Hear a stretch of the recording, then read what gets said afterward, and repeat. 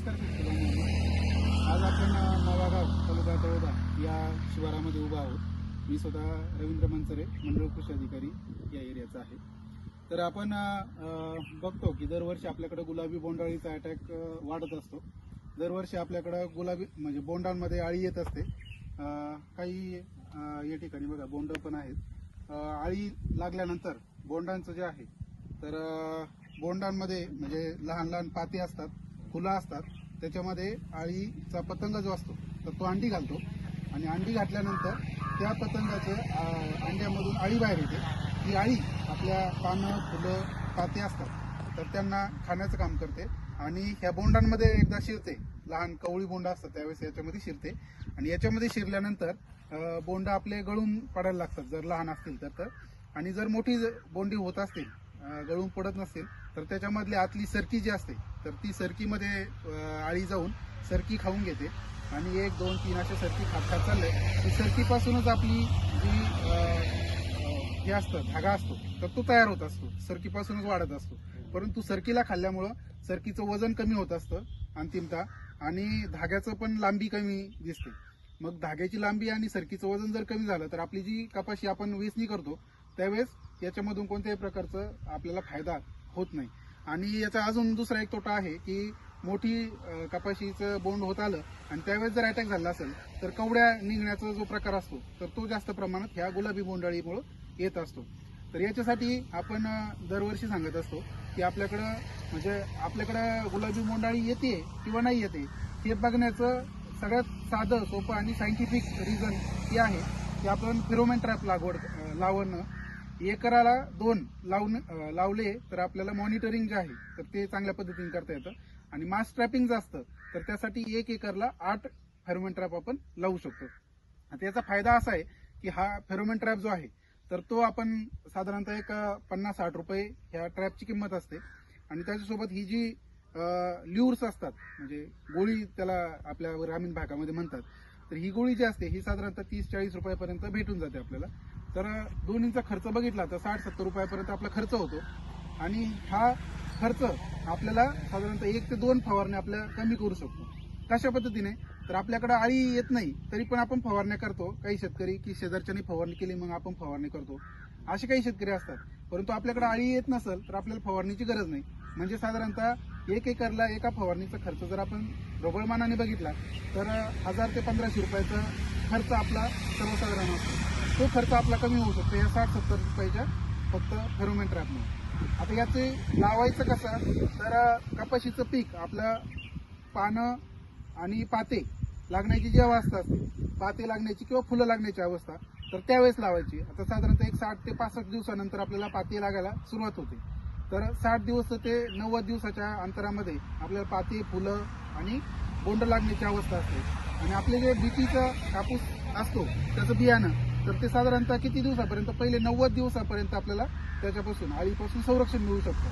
मग त्याच कालावधीमध्ये आपल्याला हे फेरोमोन ट्रॅप आपल्या शेतामध्ये लावायचं आहे. तर लावताना काय काय काळजी घ्यायची त्याच्याबद्दल आपण थोडी माहिती घेऊया. तर हे लावताना फेरोमोन ट्रॅपमध्ये 3 भाग असतात. एक म्हणजे हा वरून लावतो आपण, त्यानंतर हा जो पिवळा निळा दिसतोय, हिरवा दिसतोय हा आहे आणि ही पिशवी. तर आता लावताना काय काय काळजी घ्यायची तर आपण या ठिकाणी या छिद्रामध्ये ही ल्युअर्स लावत असतो. तर ल्युअर लावताना एक काळजी घ्यायची आहे की आपला हात जे असतात, आपण मातीमध्ये काम करतो तर मग मातीमध्ये काम केल्यामुळं आपल्याकडे काय होतं की मातीचा वास आपल्या हाताला लागलेला असतो. कधी आपण घाम पुसतो, घामाचा वास आपल्या हाताला लागलेला असतो. आणि हे जी गोळी किंवा ल्युअर असतो तर याच्यामध्ये काय असतो की त्या मादी पतंगाचा वास याच्यामध्ये असतो. मग हे काय करतं, नर पतंगांना अट्रॅक्ट करण्याचं काम करतं, आकर्षित करण्याचं काम करतं. मग जर ह्या गोळीवरचा जो वास आहे तो मादी पतंगाचा आहे, परंतु आपल्या घामाचा वास लागला किंवा मातीचा वास लागला किंवा काही जण समजा तंबाखू खातात त्यांचा वास जर लागला, चुन्याचा वास लागला तर काय होणार आहे, याचा जो मादी पतंगाचा वास आहे तो येणार नाही. त्यामुळं आपला हात त्याला न लागता ते आपल्या याच्यामध्ये लावायचं आहे. आता याची बारीक जी बाजू असते ती आतमध्ये जाते आणि मोठी बाजू बाहेरच्या बाजूला राहते. तर हे अशा पद्धतीने लावल्यानंतर आपल्याला या ठिकाणी हे लावून द्यायचं आहे.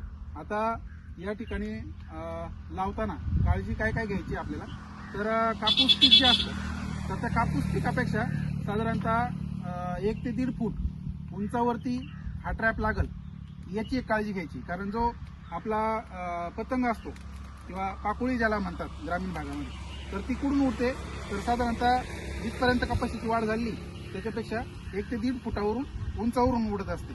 मग त्याला वास कधी येईल तर हा जो आहे तर हे 1 ते 1.5 फूट उंचावरती जर असेल तर त्या ठिकाणी त्याला वास येईल. आणि या ठिकाणी नर पतंग जो असतो तर त्याला असं वाटतं की या ठिकाणी मादी पतंग बसलेले, मग ते या ठिकाणी येतात आणि याच्या आसपास घोंगावत याच्यामध्ये खाली पडतात. आता खाली पडल्यानंतर आपल्याला काय करायचंय, दररोज यामध्ये किती पतंग अडकलेले आहेत ते चेक करायचंय. आता याच्यामध्ये जसं तुम्हाला सांगितलं की आपल्याकडे पतंग येतात की नाही हे चेक करण्यासाठी हे लावायचंय. मग किती पतंग आले ते आपल्याला फवारणी करायची. तर रोज ठिकाणी जर 3 पतंग अडकत असतील तर आपल्याला फवारणी करण्याची गरज असते. आता हे रोज 3 पतंग अडकतात तर मग आपण काय म्हणणार की पतंग अडकतायत आणि आपण सोडून देणार, तर तसं जमणार नाही. काय होतं याच्यामध्ये पाल असतात, सरडाय असतात, तर ते येऊन याच्यामध्ये जाऊन बसतात कारण हे पतंग खाण्यासाठी. तर मग त्यासाठी आपल्याला रोज म्हणजे ही दोरी सोडून यातले पतंग जे आहेत तर ते रॉकेलचं सोल्युशन असतं. रॉकेल तर भेटत नाही परंतु कीटकनाशक आपल्याकडे असतं, ते पाण्यामध्ये टाकून त्याच्या सोल्युशनमध्ये हे पतंग काढून घ्यायचे असतात. मग ते पतंग जर याच्यामध्येच राहिले तर पावसाचं पाणी जर गेलं तर त्याच्यामध्ये ते सडू शकतात आणि त्याचा वेगळा वास येऊ शकतो. त्यामुळे आपल्या जे लूर्स आहेत त्याचा वास त्या ठिकाणी लागणार नाही. ही काळजी आपल्याला घेणं गरजेचं आहे.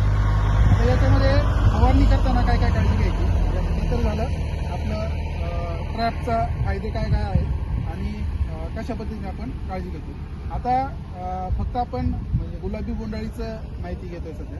तर गुलाबी बोंडाळीमध्ये याच्यामध्ये जर पतंग अडकत असतील तर आपल्याला पहिली फवारणी म्हणजे साधारणतः एक पीक 80 दिवसाचं झालेलं असेल तर त्यावेळेस 60 दिवसानंतर आपल्याला निंबोळी अर्काचे किंवा निंबोळी तेलाच्या फवारण्या घेणं गरजेचं असतं. आणि महत्त्वाचं एक असतं, पोळाची जी अमावस्या असते, श्रावणी पोळा जो आपला असतो, तर त्या अमावस्याला सगळ्यात जास्त गुलाबी बोंडाळीचे पतंग आपल्याकडे येऊन अंडी घालत असतात.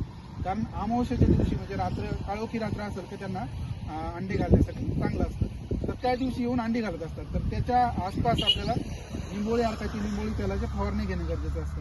कारण असं असतं की गुलाबी बोंडाळीचे जे पतंग असतात त्यांना माहिती नसतं की हे कोणत्या प्रकारचं झाड आहे, ते त्यांना दिसत नाही, परंतु ते सुगंधावरती ते ओळखत असतात.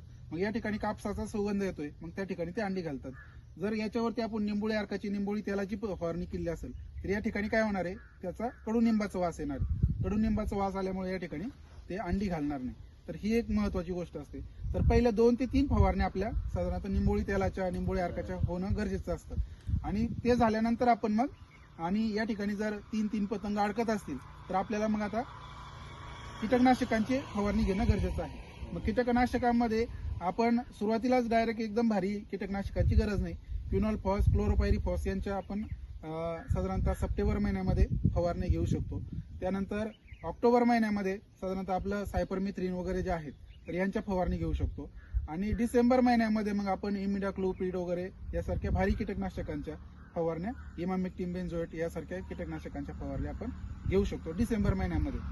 आता होतं काय आपल्याकडं आपण आणि लवकरात लवकर म्हणजे याच्यामध्ये कपाशीची व्हरायटी सिलेक्ट करताना पण जास्तीत जास्त कमी दिवसामध्ये कशी व्हरायटी निघाल, 120 ते 150 दिवसाच्या चांगल्या व्हरायटी आलेल्या आहेत, त्या जर सिलेक्ट केल्या तर डिसेंबर एंडिंग पर्यंत आपलं कपाशी निघून जाते. कपाशी निघल्यानंतर त्या ठिकाणी जनावरं जे असतात आपल्याकडं तर ते जनावरं सोडून द्यायचे. मग राहिलेले जे छोटे छोटे बोंड असतात न फुटलेले ते बोंड ते खाऊन घेतात, फुलं खाऊन घेतात, पानं खाऊन घेतात. त्यामुळं ती जी अळी असते तर ती त्या ठिकाणी कोशावस्थेमध्ये सुप्त अवस्थेत जात असते आणि तेच आपण बांधावरती टाकलं की त्याच्यामधली अळी परत पतंगावस्थेत येते आणि ती परत अंडे घालेले ती पुढच्या वर्षी.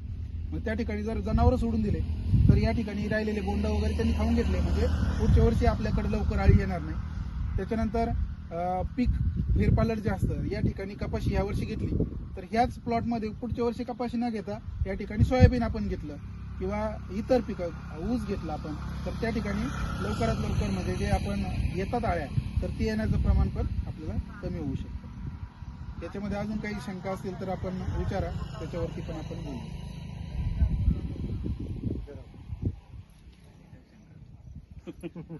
चला, धन्यवाद शेतकरी बांधवांनो.